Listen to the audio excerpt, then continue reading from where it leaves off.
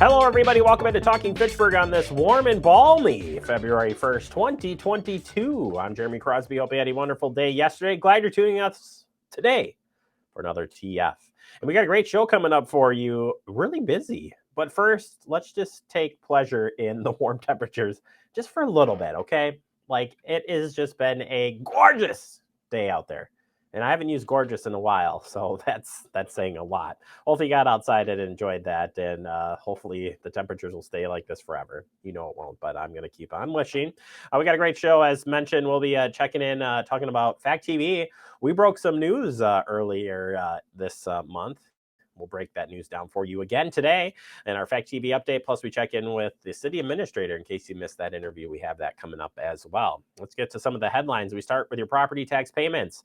After the due date yesterday, let's tell you what you got to do now. As of February 1st, 2022, property tax payments should be made payable to Dane County Treasurer, and they can be mailed to Dane County Treasurer, P.O. Box 1299, Madison, Wisconsin.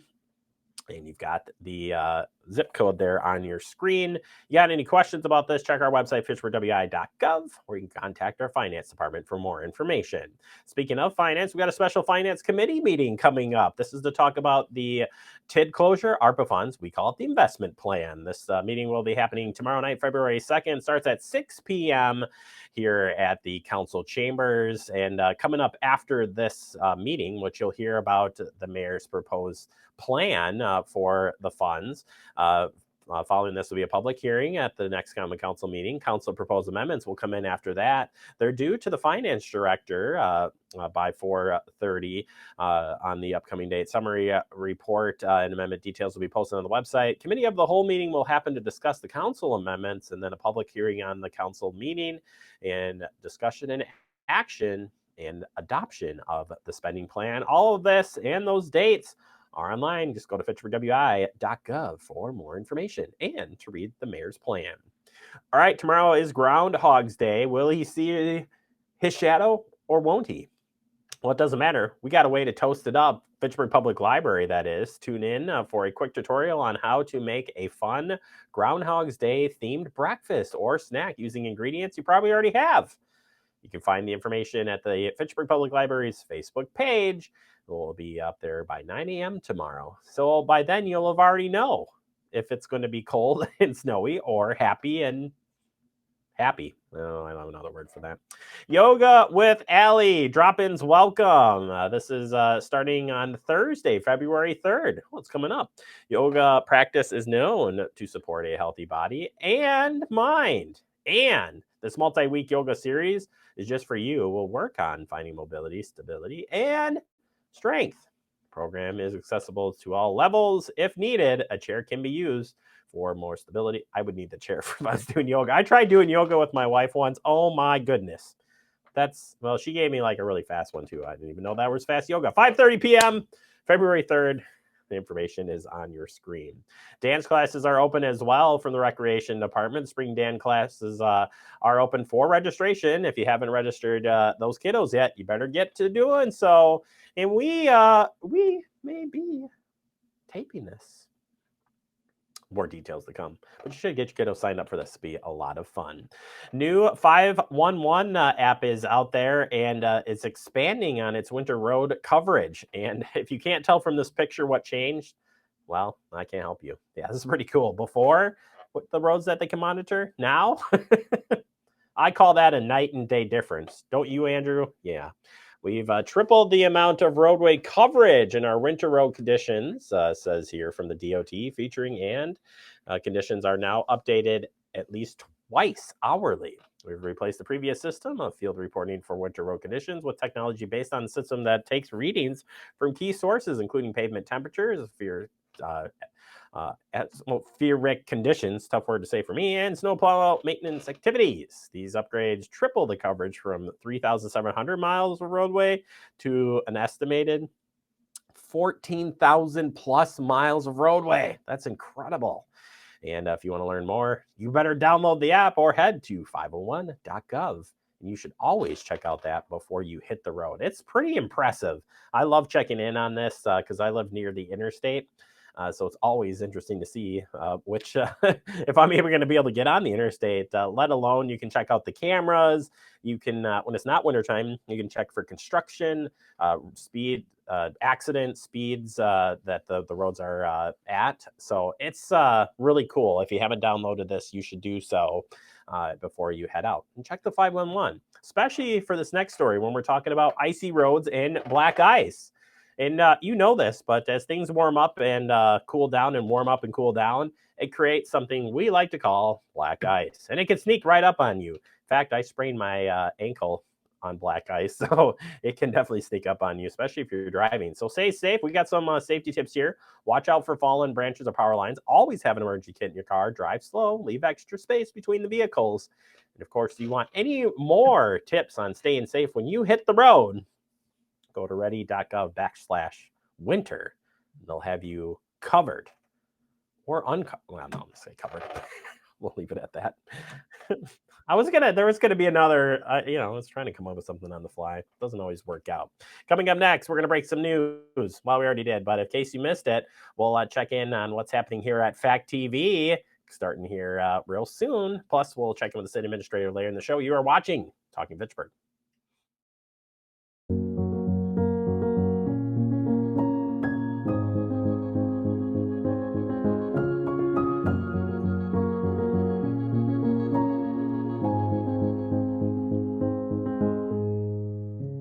It takes all of us to slow the spread of the coronavirus. So follow guidance from authorities where you live and stay home unless absolutely necessary.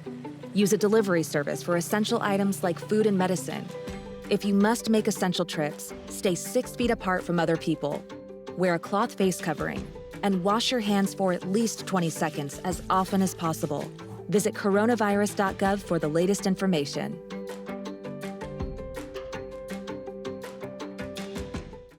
Severe weather can strike anytime, anywhere, but there's a simple way to stay safe. Hey, Jim Cantori here. I stay safe in dangerous weather by planning ahead. You can stay safe too with a few easy steps. Build an inexpensive kit with supplies for your family's needs. Write down important information like phone numbers and medications. Always talk with your family and remember any pets in your planning. Be ready, be safe. Start your plan today at ready.gov/plan. Hey, boss. Okay. I said I'm fine. Put me to bed, see you in the morning. With the frosted Superman, but it wasn't on it. And we lost it. In my head, in my head, in my head. We were underlay in my head. Hey, son. Hey, Bob. You know you can talk to me. Yeah. We're all just trying to keep things running for those who rely on us. Ready! That's why we don't have time to be sick with the flu. And especially this year, no one has time to get sick. Get a flu shot for yourself and those around you too. Welcome back into Talking Fitchburg. Joining me today is your city administrator, Chad Brecklin. Chad, welcome back to the show. How are you doing? I'm doing well. Jeremy, how are you doing? Fantastic, Chad, because it's a new year, new background, talking to you. I mean, I don't know. Does it get any better, Chad? For you, it would get better if you weren't talking to me, I'm sure. Come on. Cut me a little break here. But I do want to compliment you on the background. I like the logo, city logo in the background there. Nice. Well done.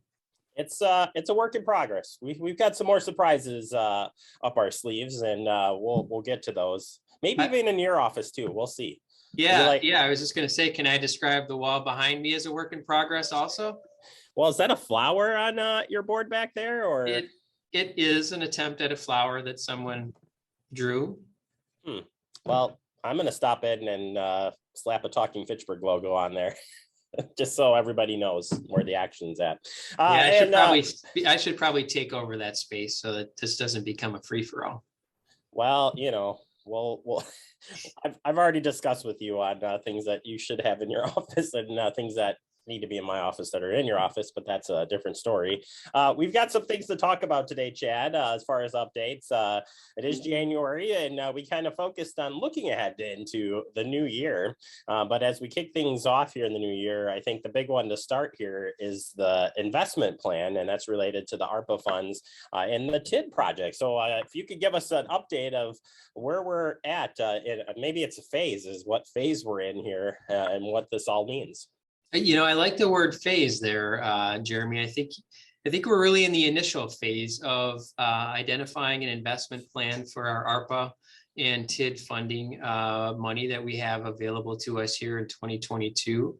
We are really at that high level picking of priorities, if you will, in more broad categories of, certain items, whether it be infrastructure or stormwater or investments in planning and sustainability, those sorts of things. Nothing really has firm dollar amounts on it. Nothing has been firmly committed to. That's a process that the mayor and the city council are going to be currently working through over the next couple of months. And in fact, I'd be happy to share some timelines information for you and your viewers in case folks have an interest in appearing and or reaching out to the mayor or an alder in regards to this. Go for it. We'd love to hear it. I didn't just want to run with things, Jeremy. This is your show. Whoa. It is our show. Talking Fitchburg is everybody. I mean, come on. Excellent. So Mayor Richardson will be releasing his initial investment plan with our ARPA and TID money. And by the way, our ARPA funding is from the federal government, the American Rescue Plan money. The city of Fitchburg will be receiving approximately $3.2 million from the federal government to be able to deploy in our community for a variety of uses. Misty is still reviewing the final rules that just came out recently on that. So there's some information that could be shared yet that will indicate how we're going to be able to spend that money. And then we actually have approximately $2 million in money from a planned closure of our tax increment district number 6, which is the McKee Road, Verona Road corridor, largely Orchard Point, the Target Hy-Vee development area. So roughly about $5 million that we can invest in a variety of different ways throughout our community. And Mayor Richardson will be releasing his proposed plan next week on January 24th. And there will be a couple of opportunities for the council to appear and talk about his investment plan. The first one being on February 8th, which is a Tuesday at the Common Council meeting at 7:30. There will be an opportunity there. And then there will also be another opportunity at the council meeting on Tuesday, March 22nd, also at 7:30 p.m. And of course, I would encourage anybody who has an interest in any of the components of that plan or other suggestions they would like to offer to reach out to their district alders or the mayor directly and share that information. But definitely a great opportunity for the city to make some investments that perhaps it's been holding off on to improve the services that we provide to our community, provide additional infrastructure improvements or refurbishments in some cases and those sorts of things. So definitely a great opportunity, and we're looking forward to the process and where we are able to invest this money moving forward to benefit the community. Yeah, and we'll make sure we do share that here on Fact TV and, of course, through all of our media outlets here from the city of Fitchburg standpoint. So we'll look forward to doing that. Kind of staying in the same realm, talking a little bit about development happening in and around the city. Just because it's frigid temperatures right now, Chad, doesn't stop the work that's happening out there in development. Can you give us just a quick update what we'll be seeing here in the next couple of months? Yeah, so we have quite a few projects that are, in some wrap-up stages and moving into, in construction and also planned. A couple of noted developments that are kind of getting kicked off here in the spring, more than likely, is the Quick Trip located at East Sherrill and South Cyene. They are still continuing to work through a few of the approval processes, but I believe they have begun some site work already in demolishing an old building there at that intersection. And that's a great opportunity to for that area. It'll serve as kind of that corner grocery store, as our economic development coordinator has mentioned, in the short term, until perhaps a grocer comes into that vicinity of the community in the future. There's also a project up on Ochala Drive off of Fish Hatchery Road, approximately 170 apartment units in a 10,000 square foot commercial space below that. There are a couple of projects wrapping up. Actually, I should talk about one that's also just beginning construction. Is Promega is building what they're labeling as their USONA Institute near their campus here at Fitchburg Center. That's going to be a research and development facility and treatment facility regarding depression, I believe. And they've also got a couple other projects up on Nobel Drive where they're expanding some buildings that they have there. So Promega has been a great partner for the city over the years and has certainly made quite the investment. And, we're hoping that they're able to continue to make those significant investments in the community. Absolutely. It's an awesome business to have here in Fitchburg, and has done a lot for the community. But and if you haven't been inside in some of these things, they are incredible, no doubt. And Chad, I wish we had more time, but as you know, television, we gotta keep things moving. So we'll stop here. We'll look forward to catching up with you next month. And till then, stay safe, and thank you for what you're doing, sir. Thank you for what you're doing. Appreciate the time. You bet. We'll take a quick break. More to come. You're watching Talking Fitchburg. Como padre, todos los días son un desafío. Y hay que estar ahí presentes. No importa lo cansado que uno esté, hay que estar ahí presentes para ellos. Cuando los niños aprenden algo nuevo, es ese momento mágico y especial. Y creo que presenciar ese momento es mi favorito. The central and midwestern U.S. averages more than 850 tornadoes each year, and lately, the number of floods has been rising in the region too. So chances are, there will be more twisters and floods near here again. And between school, sports, and social lives, chances are, you won't be with your kids when it happens. Will they know what to do? Ready.gov/kids has all the educational tools and information to make the conversation easy. When the time comes, chances are they'll feel prepared, not scared. So talk with your family today.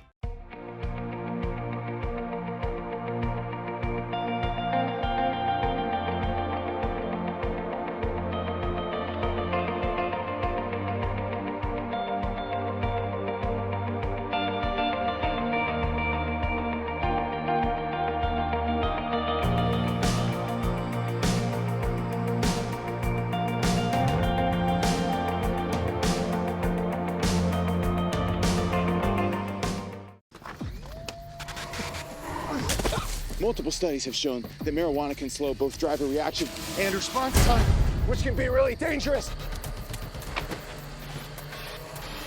He's here. He's here. Wait. What? I can't drive. Why? I'm high. Oh.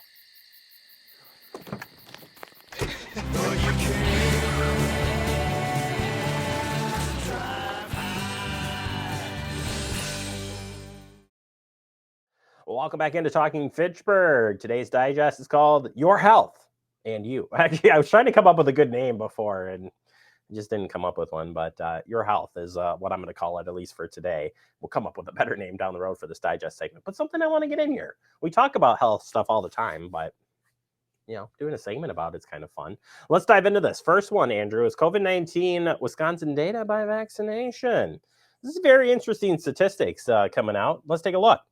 Even as cases continue to increase rapidly due to the highly transmissible Omicron variant, vaccines and booster doses remain highly effective at preventing severe illness, which is good. Hospitalization, and death from COVID-19. And this is the interesting piece here on the numbers. This data coming in over the week says age-adjusted rates among people who are not fully vaccinated compared to fully vaccinated. So that's how this breaks down. Diagnosed with COVID-19 is at a rate of 3 times higher. Hospitalizations with COVID-19, they're at a rate of 10 times higher. and died from COVID-19 at a rate at 14 times higher. On average, fully vaccinated people are less likely to be infected, hospitalized, or die from COVID-19 compared to people who aren't fully vaccinated. And it doesn't matter how bad COVID is or isn't, or how, being vaccinated is what's recommended, and data continues to show the benefits of doing so. And you still got to follow the other things. So the mask up, stay 6 feet apart, wash your hands, all things that are a part of this. And specifically talking about the masks, I think there's been a lot of questions and a lot of stuff that's come out recently about masking. And I just wanted to read this. We had this in the show before, but I thought if we could just take a little extra time today to talk about it. So let's talk about each one of these really quickly. The N95, there are respirators approved by NIOSH in the US that filters out 95% or more of small particles. This is what healthcare workers wear when working with patients with highly infectious illnesses like TB and COVID-19 patients. You might also have worn these before COVID when dealing with dust during DIY projects. These approved N95 respirators haven't been tested for broad use in children, though. And I don't know that I know the KN95s they make for kids. I don't know if they make those big ones, the N95s. Andrew, you know that at all? Have you seen any N95s with kids? I don't recall seeing any, but doesn't mean it's not out there. But that's why they're the most effective. And I can remember at the beginning of the pandemic where they're like, don't buy those, give those to our healthcare workers so they can stay safe for helping us. And now the tables kind of turn as we've caught up. But this variant certainly transmits a lot easier, and thus why the stepping up the mask coverage here. So the next question, I think, which has been for everybody, including myself, is what's the difference between an N95 and a KN95? The KN95, the Chinese equivalent of an N95 mask. They are similar filtering properties to an N95, but they're not tested as regulatory by the NIOSH. So they are usually shaped like a clamshell with a vertical seam down the center. I have one of these. We bought in a couple of these here at the Crosby household. They work great. I was actually telling Andrew that it's easier to breathe, I feel like, with when you're wearing these. And don't hurt I don't know, they just fit. So another good option. How about KF94? Now we're really opening it up here. This is the Korean equivalent of the N95 mask, just like the KN95s. These have similar filtration properties as the N95, but they're not tested regularly by the NIOSH. They're often shaped like a boat with two horizontal seams. I've seen these before. They're out there. Surgical masks. These are not as protective as the masks listed above, but they are lightweight and easy to breathe in. Surgical masks offer more protection than cloth masks. You can wear a surgical mask under a cloth mask for more protection. I say it again. You can wear a surgical mask under a cloth mask. So using that double protection gets you a little bit more protection, not as much as maybe the KN95 or N95 or KF94, but something to keep in mind. Cloth masks. Now it's saying we do not recommend only wearing cloth masks at this time unless you do not have a better option. Well, cloth masks are better than nothing. They don't provide as much filtration as of any of the other options listed above. However, you can use cloth masks on top of a surgical mask to get better fit for your surgical mask. So kind of works out good. So hopefully you've been stocking up when you can on the different types of masks. I know it's going to be kind of difficult. We still got it where everybody can get free masks right now, and there's a lot of those being distributed with profits across state counties. So we'll keep sharing as we hear about them, but they are out there. We want to keep you protected. So glad to have a chance to actually break that down. All right, switching to radon. Radon, is your home radon safe? Andrew's got a graphic here that'll help us kind of talk about what is radon and what are we talking about here? 1 in 10 homes, they got it.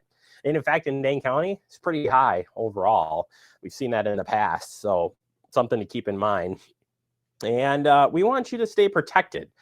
And the fact sheet that will help you understand why it's important to have your home tested. So if you don't have a radon system, you're probably going to ask, well, what do I need to do before getting one? And the first thing is testing to see if radon is in your home. So let's go to that. There are two different types of tests for radon testing. First one is a short-term test or short-term testing. It's the quickest way to test with short-term tests. Short-term tests remain in your home for 2 days to 90 days, depending on the device. Charcoal canisters, alpha track, or electronic ion chamber continuous monitoring. The different types there, detectors are mostly commonly used for the short-term testing because radon levels tend to vary from day to day, season to season. Short-term tests is less likely than a long-term test to tell you your year-round average radon levels.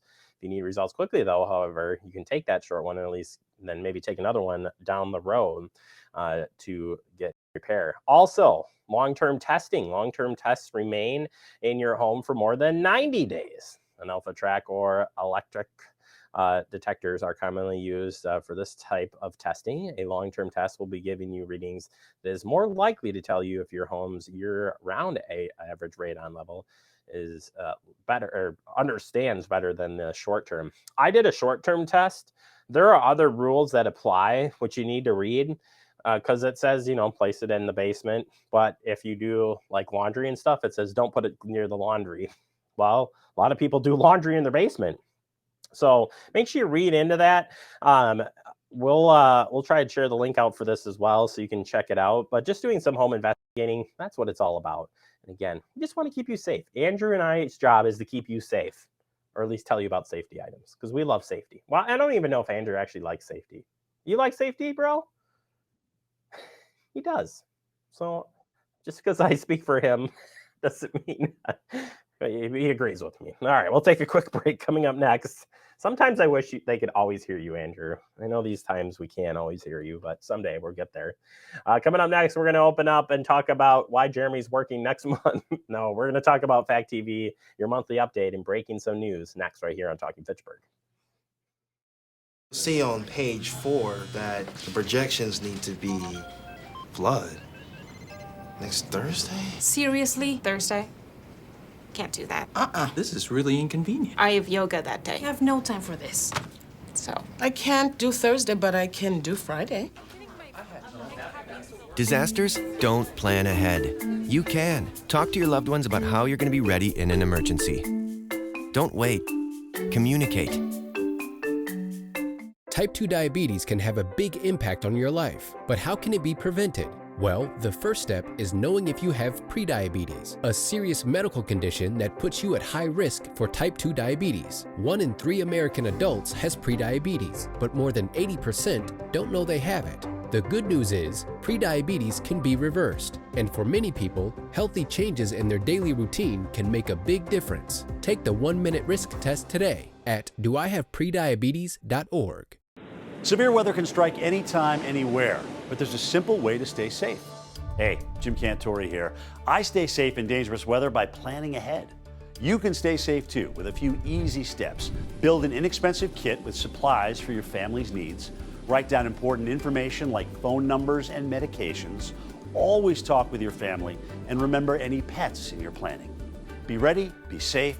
Start your plan today at ready.gov/plan.